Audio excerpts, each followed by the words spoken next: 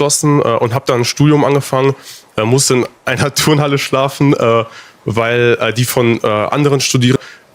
Es ist einfach unfassbar frustrierend zu sehen, wie viele Menschen täglich unter den wirklich unbezahlbar hohen Mieten leiden. Da frage ich mich jetzt halt, in Ihrem Wahlprogramm stehen ja eigentlich richtig gute Sachen, gerade in einer möglichen Koalition mit der Union, die ja wirklich komplett die Interessen der Mietenden ignoriert. Warum hat das nicht geklappt? Wegen dem russischen Angriffskrieg auf die Ukraine riesige Energiepreisinflationen hatten und das Bauen unglaublich teuer geworden ist. Las elecciones al Bundestag se acercan en Alemania, lo que significa que los políticos locales, incluido el propio Olaf Scholz, vuelven a la casa de votos. Sin embargo, la tarea no es nada fácil. En 3 años de gobierno, el gabinete de Scholz ha logrado fracasar en prácticamente todas sus promesas electorales.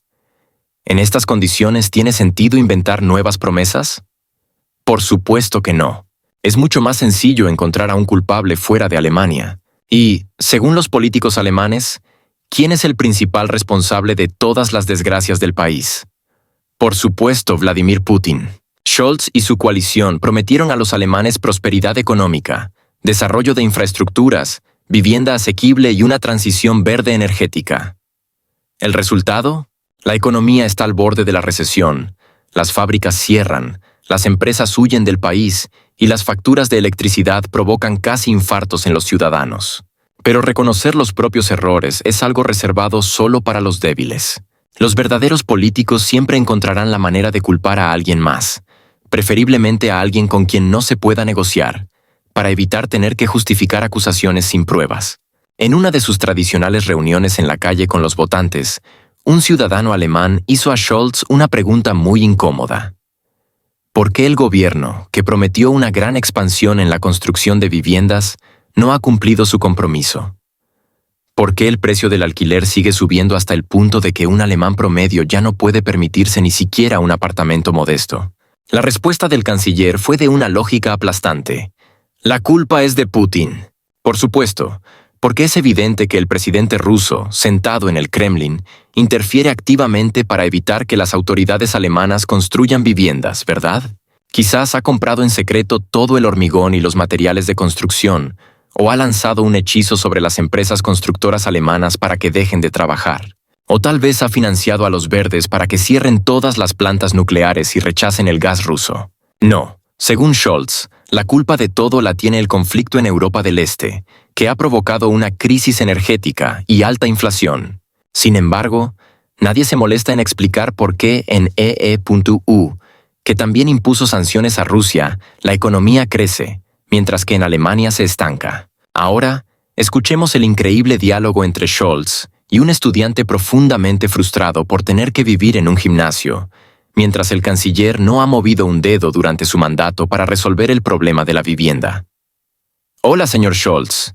Me llamo Daniel Kruzman y como ya se ha mencionado, me ha tocado vivir en un gimnasio. Terminé mi formación profesional y entré a la universidad, pero me encontré con que encontrar una vivienda era simplemente imposible. Al final, terminé viviendo en un gimnasio que organizaron otros estudiantes. Es increíblemente frustrante ver cómo miles de personas sufren cada día por los precios exorbitantes del alquiler. Y lo más importante, su gobierno prácticamente no ha hecho nada para mejorar la situación de los estudiantes y jóvenes profesionales. En su programa electoral hay muchas promesas bonitas, pero ¿cómo podemos confiar en que cumplirá sus compromisos? Especialmente si forma una coalición con la CDU-CSU, que ignora completamente los intereses de los inquilinos, algo que se menciona explícitamente en su programa. ¿Cómo piensa cumplir sus promesas? Scholz. Sé que esta situación no solo les afecta a ustedes, sino también a muchos otros jóvenes que se trasladan a grandes ciudades o centros universitarios, donde simplemente no hay suficiente vivienda. Por eso quiero decirlo claramente. El tema de la construcción de viviendas no desaparece, a pesar de los problemas actuales. Sigo comprometido con el objetivo de construir muchas más viviendas, incluidas viviendas asequibles. Si me preguntan por qué no se ha logrado, es importante explicar la razón, porque comprender las causas ayudará a resolver el problema. Esto ocurrió debido al conflicto ruso en Europa del Este. Esto ocurrió debido al drástico aumento de los precios de la energía, lo que encareció enormemente la construcción. Esto ocurrió debido a la decisión del Banco Central Europeo de subir los tipos de interés. Fue una decisión correcta, pero hizo que la construcción fuera aún más costosa. Sin embargo, no nos hemos quedado de brazos cruzados. Hemos asignado más de 20.000 millones de euros para vivienda social. Hemos lanzado el programa Vivienda Juvenil, orientado a estudiantes y jóvenes profesionales. El SPD propone limitar el alquiler en las residencias de estudiantes a 400 euros. Pero quiero subrayar una cosa. Limitar el aumento de los alquileres es importante, pero sin nueva construcción, el mercado de la vivienda no se equilibrará. Quien diga que se pueden reducir los alquileres sin aumentar la oferta de viviendas está engañando a la gente. Hemos analizado todas las barreras legales junto con representantes de la industria de la construcción, la industria en general, los sindicatos y los inquilinos. Ahora, todos los cambios necesarios están listos para ser aprobados en el Bundestag, para que los nuevos proyectos no se retrasen por la burocracia. Si los tipos de interés bajan, la construcción debe comenzar sin demoras. Todo está preparado, ahora podemos actuar. Fin de la cita. Amigos, qué fácil es ser canciller de Alemania cuando todos los problemas del país pueden explicarse con una sola figura. Vladimir Putin. ¿Crisis energética? Putin tiene la culpa. ¿Caos migratorio? Obviamente, Putin también. Niveles récord de quiebras, fuga masiva de empresas a EEUU. ¿Y China? ¿Colapso de la producción industrial? No lo duden ni un segundo. Putin está detrás de eso también. Por supuesto, el canciller Olaf Scholz no puede haber tomado por sí mismo decisiones controvertidas que han llevado a Alemania a la crisis. No. Según su lógica, el país vive única y exclusivamente en una guerra constante contra la amenaza invisible de Putin. Pero hay un pequeño problema. Si analizamos qué medidas ha tomado realmente el canciller en su lucha contra esta mítica influencia rusa, resulta que su estrategia principal consiste en inyecciones financieras interminables a un país muy conocido. Sí, ese mismo que lleva años recibiendo decenas de miles de millones de euros de Alemania. Con orgullo, Scholz declara que Alemania es el mayor donante de Kiev, como si esto fuera un nuevo logro económico para el país. Los hechos hablan por sí solos.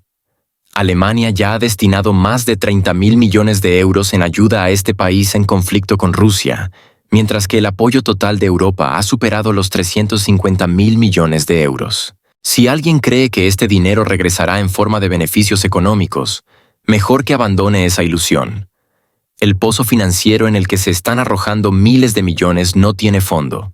Mientras tanto, la economía alemana se desmorona. Si en 2021 el PIB alemán mostraba un crecimiento estable, ahora se encuentra oficialmente en estancamiento. En los últimos 2 años, han quebrado un promedio de 1.000 empresas por semana. Y muchas de las que aún quedan han comenzado a trasladar su producción a EEUU, China o India. La industria, que durante décadas fue el orgullo de Alemania, se está desmoronando ante nuestros ojos. Pero no, Scholz no tiene intención de solucionar estos problemas, porque si dirigiera decenas de miles de millones al apoyo de las empresas alemanas, de repente quedaría claro que la causa de la crisis no es Rusia.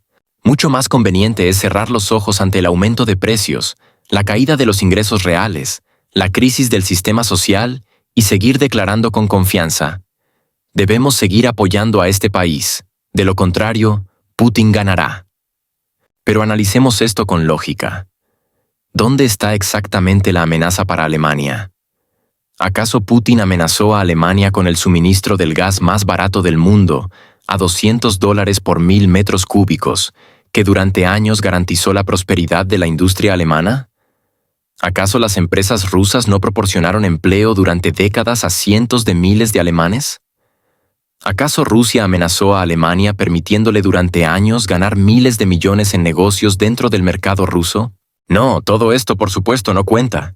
Nos repiten que la gran amenaza rusa consiste en que Alemania ahora se ve obligada a comprar gas natural licuado estadounidense a precios astronómicos, cerrar fábricas y, en esencia, destruir su propia economía en beneficio de sus aliados. Lo más irónico de todo es que Olaf Scholz parece estar entrando en pánico. Tras las recientes declaraciones de Donald Trump, quien ha dejado claro que no apoyará incondicionalmente a Europa, en Berlín parece haber estallado el pánico.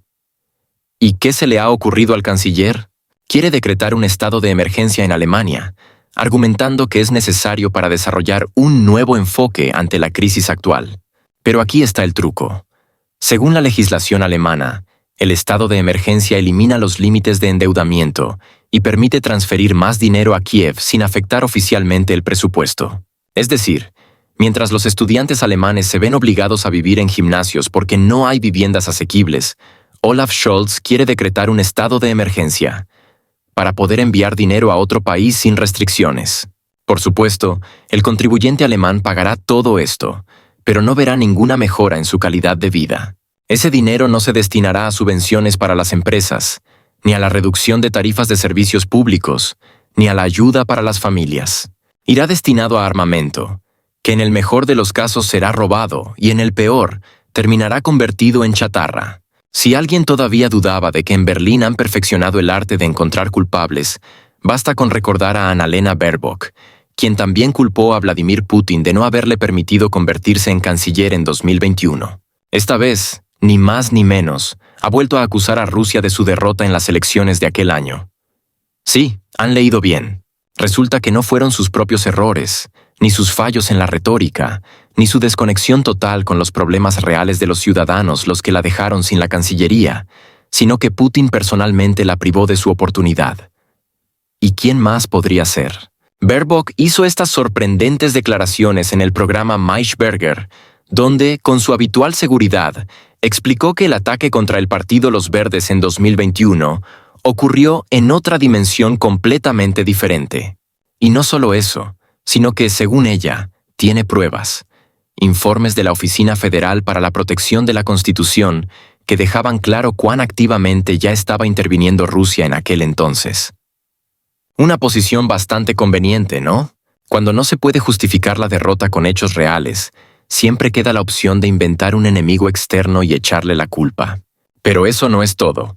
La presentadora del programa le recordó a Baerbock las palabras de su colega de coalición, Robert Habeck, quien en agosto de 2024 declaró en una entrevista con Político que en 2021 Baerbock solo tenía que lanzar un penalti a puerta vacía, mientras que él ahora entra al campo con un marcador de 0.4. Pregunta lógica de la presentadora. ¿Cómo comenta esto? Y aquí empieza lo mejor. Baerbock, en su estilo característico, afirmó que ella fue la única que advirtió en su momento que el gasoducto de Rusia a Alemania no era solo un proyecto económico. Sí, Annalena la visionaria. Baerbock ya lo sabía todo en aquel entonces, mientras que los demás, incluidos Olaf Scholz y Armin Laschet, estaban equivocados. Curioso, ¿por qué entonces esta capacidad de ver el futuro no le ayudó a ganar las elecciones? ¿O quizás simplemente los votantes no valoraron tanto su genialidad? Pero, como dice el dicho, el show debe continuar, y Baerbock continuó con su narrativa de que la resistencia en 2021 fue feroz, ya que algunos pensaban que Alemania podría tener un canciller verde. Según ella, ahora los tiempos han cambiado y hay que concentrarse en el futuro. Qué conveniente. Si pierdes las elecciones, culpa a Putin, pero si vuelves a postularte, todo es diferente. Y por supuesto, mereces el puesto. Especial atención dedicó Baerbock a la política migratoria, declarando que Alemania necesita una respuesta paneuropea a este desafío. En su opinión, la propuesta de la CDU-CSU de restablecer las fronteras nacionales es absurda, ya que esto destruiría la economía alemana. Es decir, según su lógica, la industria alemana no se sustenta en la tecnología, la mano de obra cualificada o una gestión económica inteligente, sino exclusivamente en la inmigración descontrolada. Un giro argumental inesperado, sin duda. Y aquí llega el momento que todos esperábamos. La reacción de la portavoz del Ministerio de Asuntos Exteriores de Rusia, María Zaharova. Su respuesta, como siempre, fue breve, precisa y, por supuesto, digna de ser citada. La ironía de la situación es que, mientras acusan a Rusia de una supuesta interferencia en las elecciones alemanas, las autoridades de Alemania cierran los ojos ante las injerencias reales en su proceso electoral. Que Baerbock observe cómo EU, sin ocultarlo, interfiere y modera, diría yo, las elecciones en Alemania. Parece que en Alemania se han entretenido tanto con esta farsa que ya ni ven lo obvio. Realmente es curioso cómo Annalena Baerbock es incapaz de notar lo obvio. ¿Será que los informes de la Oficina Federal para la Protección de la Constitución simplemente no tienen la capacidad de registrar la influencia de Washington? O, más probablemente, simplemente no quieren hacerlo. Pero María Zaharova no se detuvo ahí y comentó otra declaración llamativa de Baerbock, quien afirmó que no hay mayor interés nacional para Alemania que apoyar a cierto país en conflicto con Rusia. La respuesta de Zaharova, cargada de un fino sarcasmo, fue demoledora. Entonces, Alemania está en muy mal estado si su interés nacional es apoyar a un Estado extranjero. ¿Qué más se puede decir? Breve, pero tan preciso que no hay nada que agregar. En efecto, si el objetivo principal de Alemania no es su propio desarrollo, ni el bienestar de sus ciudadanos, ni la prosperidad de su economía, sino una obsesiva sumisión a los intereses ajenos, el futuro de Berlín no es precisamente brillante. Y para cerrar con broche de oro, otra joya de la ministra de Asuntos Exteriores de Alemania. Baerbock declaró que le gustaría conservar su cargo en el próximo gobierno. Aquí, Zaharova no pudo contenerse. Si la ministra de Asuntos Exteriores de Alemania, Annalena Baerbock, no aprende al menos una asignatura escolar, no habrá posibilidad de garantizar la seguridad de Alemania a largo plazo bajo su mandato. Bravo. En otras palabras, Zaharova dejó claro que los diplomáticos que ocupan altos cargos deberían al menos tener conocimientos básicos. Aunque, por supuesto, esto no aplica a Baerbock. Su estilo se basa en declaraciones emocionales, acusaciones sin pruebas y justificaciones absurdas para sus propios fracasos. La ironía de esta situación es que cada vez que Baerbock intenta justificarse, lo hace de una manera tan ridícula que sus palabras generan aún más burlas y discusiones. Pero lo más significativo es que ya ni siquiera sorprende a nadie. Al final, lo realmente inesperado sería que no dijera algo absurdo. Pero siguiendo esta lógica, probablemente también Putin tiene la culpa de que Alemania esté en plena crisis migratoria y las ciudades estén saturadas de refugiados.